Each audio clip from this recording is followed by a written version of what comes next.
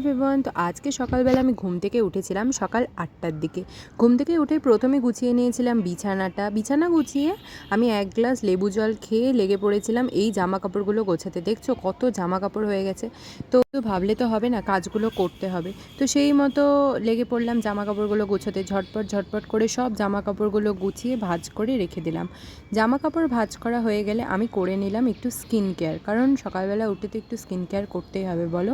তো skin care করার পর আমি এক গ্লাস ছাতু খেয়ে সোজা চলে গেছিলাম স্নান করতে। তো এই দেখো স্নান করে এসে আমি রেডি হয়ে পড়েছি, কারণ আজকে আমি যাচ্ছিলাম একটু গ্রামের বাড়িতে।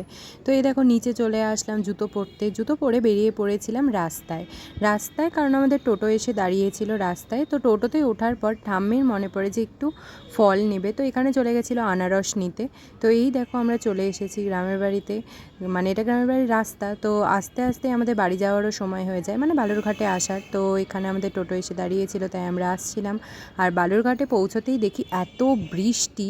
তো তারপর একটু ঘুম থেকে উঠে আমি পাঁপড় ভাজা খাচ্ছিলাম আর বিকেলের ভিউটা এনজয় করছিলাম। তো বাই।